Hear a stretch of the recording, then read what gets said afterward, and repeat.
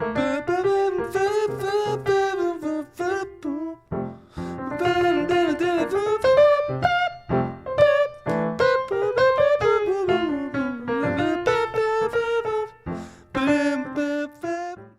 up, y'all? Welcome to the Sam the Beard Guy channel. So today we have got 5 more simple things that you can do to be a better pianist. So I did another one of these, I think last month actually, and it was received pretty well. And so I thought I would do another one of these. If you haven't checked out that other video, it's just called 5 Simple Things. I'll link it below. So then you have 10 simple things, which would be pretty sick. But yeah, so our 5 simple things today, they're going to be finger exercises, slowing things down, playing with your eyes closed, learning Latin, and breathing while you're playing. So these are like simple, maybe borderline advanced. I think they're easy to do, maybe hard to perfect, but easy to do. If you like everything I'm posting, subscribe, like this video, leave me a comment below, whatever, do all the things, help me do all this stuff by supporting me. Y'all know the drill. Thank you very much. So the first thing I want to talk about, finger exercises. So there's actually a book that I would highly recommend. It's like $10. It's a book by Hannon, and it's called Hannon Finger Exercises, or Hannon, the virtuoso pianist. I'll actually link that below too. It is a game changer when it comes to piano technique. So most pianists, including myself, have a hard time with finger independence between the ring finger and the pinky finger. Just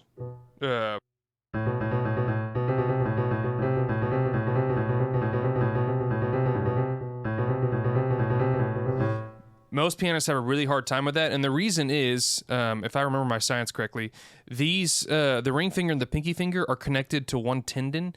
Everything else has its own separate tendon, so it's really hard to independently use these 2 fingers. So there's a lot of piano exercises out there that'll help you with this. So I'll pull up the first one.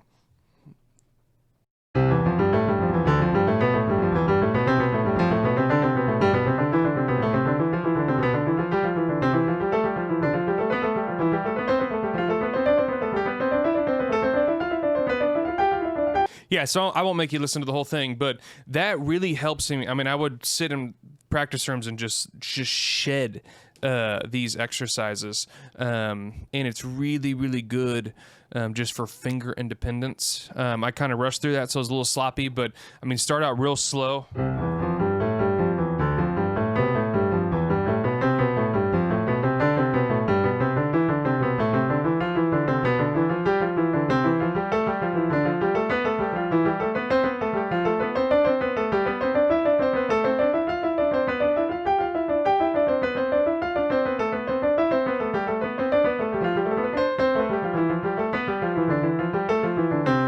Then you get faster.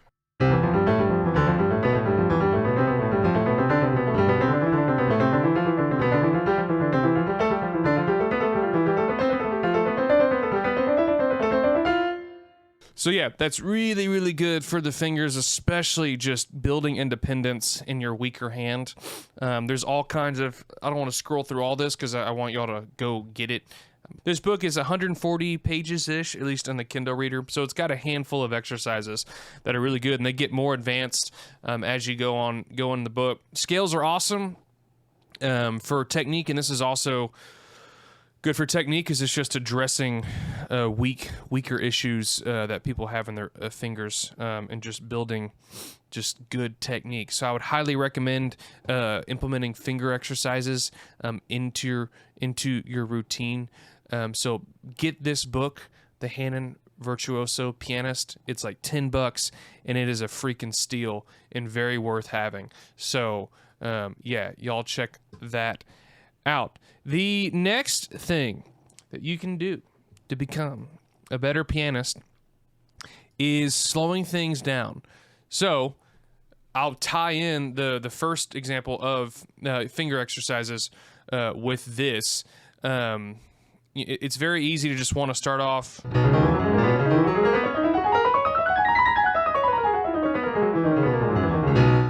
It's easy to just want to start off playing things fast, but playing things slowly first and just really digging in to the technique is a great way to just perfect certain passages or perfect certain things in music, or just perfect your time. So something like this, even with the finger exercise we just did.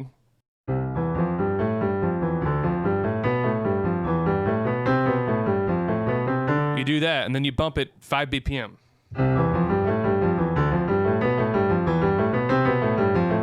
And you bump it again.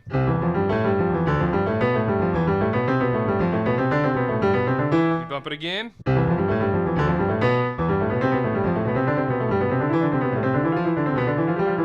Bump it again.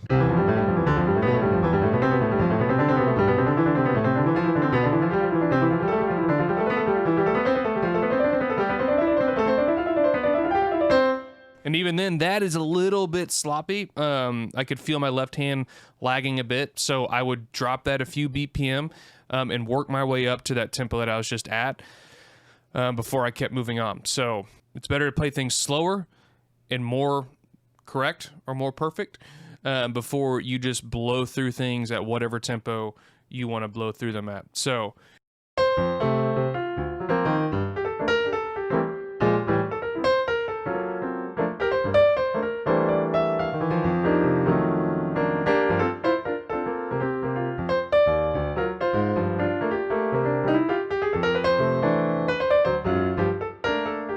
instead of like playing it more like quicker, like slow it down, like almost like dramatically.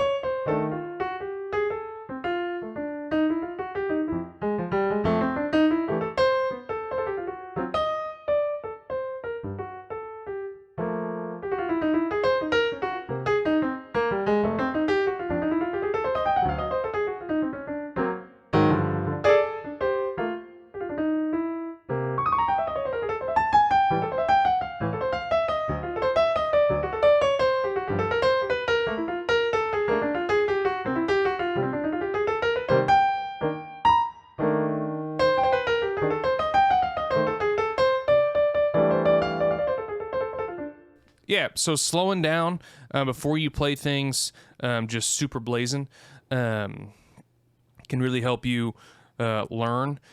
It's also really helpful to do this on songs that like have really quick changes, and you can find yourself getting into a habit of when you just don't like a certain change, you just kind of skip over playing over it because it only lasts half of a second. And if you slow it down, then you're forced to practice over it. So, yeah, I would highly recommend slowing things down, especially if you're working on technique. So, the next thing, playing with your eyes closed. So, this is a kind of a weird one, and I can't say how helpful it is, but it is kind of helpful. And it's also just kind of fun to do because it kind of takes you out of just looking and you just are feeling what you're doing. So.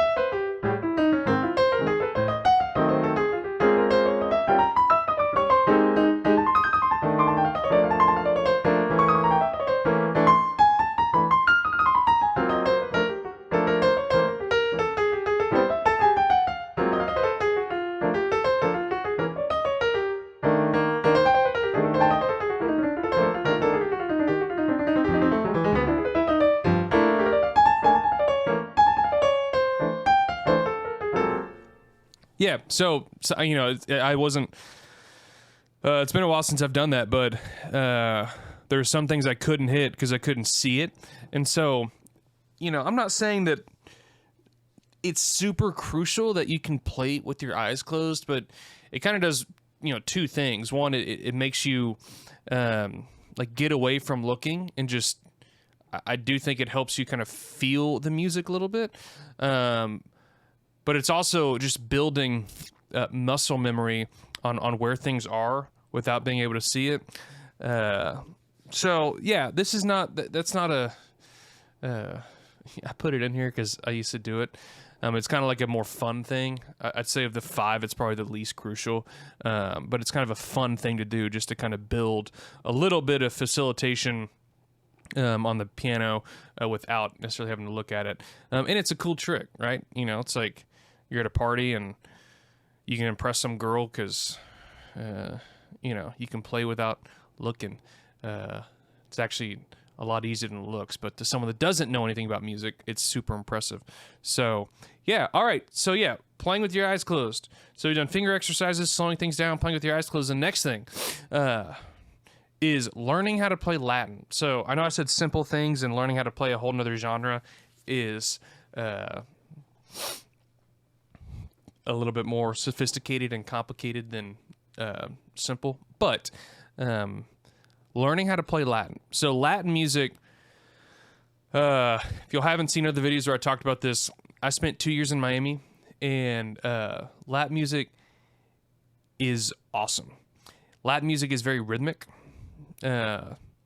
And some people that have been playing Latin their whole life, I mean, Latin musicians, man, you can tell. I mean, their rhythm is on point. It's better than any non-Latin person. That's a generalization. But for the most part, man, Latin people that have, like, just grown up in Latin music, the music they play just kind of facilitates a little bit deeper intrinsic understanding and feel of rhythm, and it makes you a better player. And a lot of that is they have all these rhythms and patterns that they can that they put in their music that just makes you change the way you think. It's almost like, you know, to a jazz person that's so used to, like, well, like the beat kind of being, or the hi-hat being on like 2 and 4, where you go to a concert and audience is like 1 and 3, 1 and 3, 1, 3, but it's like, no, like it's on 2 and 4, like just the same way that we've grown accustomed to that in jazz, just the hi-hat being on 2 and 4. It's the same thing with Latin. People that have just grown up and played a lot of Latin have a whole nother way to feel music that they can incorporate into other genres. So, I mean, you have things like, you have clave, so like a 2-3 clave or a 3-2 clave, where like, you have one bar,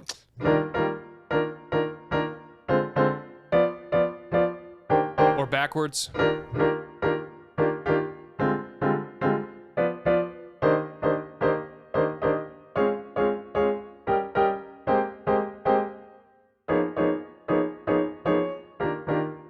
So one thing that I would do in college that would really help my improvising is improvising over changes while playing a tune bow pattern in the left hand. So a tune bow pattern is 1, 2, 1, 2, 3, 4.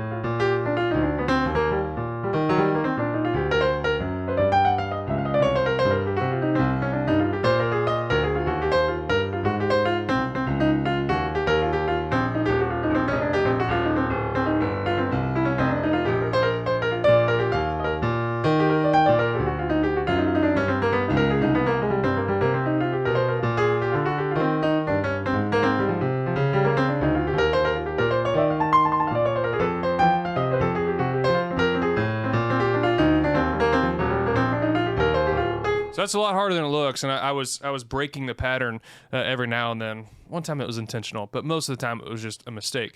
But yeah, just that movement and that change of where the new chord hits on beat 4, because that's basically what's happening.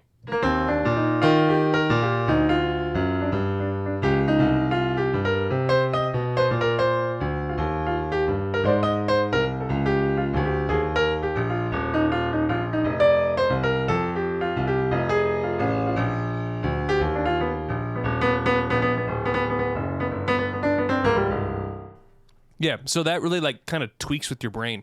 It's a lot harder than it seems. So that's another way. I've talked about it before in other videos, but building hand independence, like this right hand from left hand, and being able to play them both separately is a really important skill.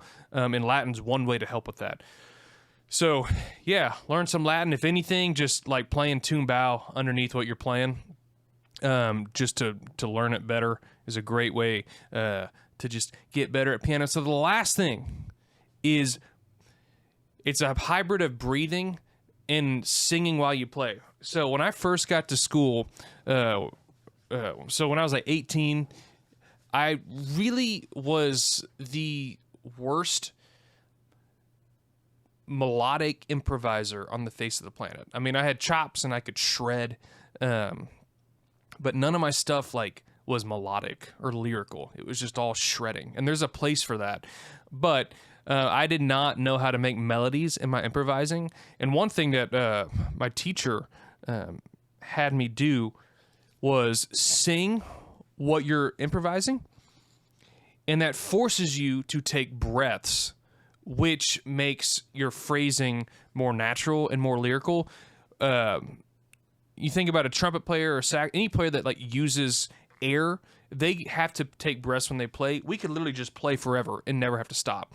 And so singing and playing or singing what you're improvising forces you to breathe, and it just kind of makes what you're playing just more melodic and sound better. So, and also it forces you to not play things that you can't sing. So,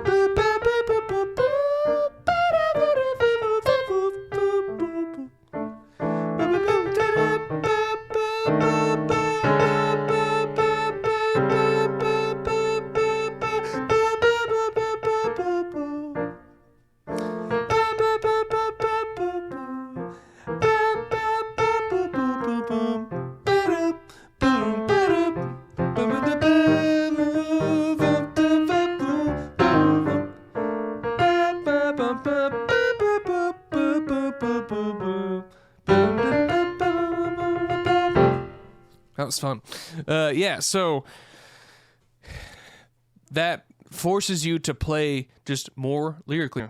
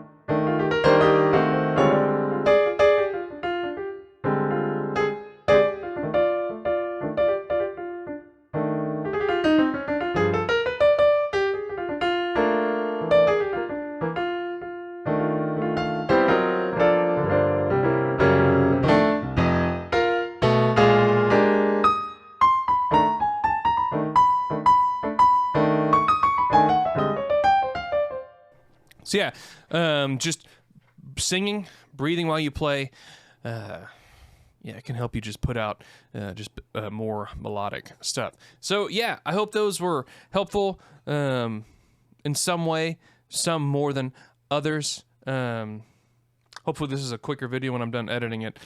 But yeah, thank y'all for watching. Thanks for the support. If you have any questions, just leave a comment below. Like, sub, share, all the things. Cool. Thanks for watching. Have a good one.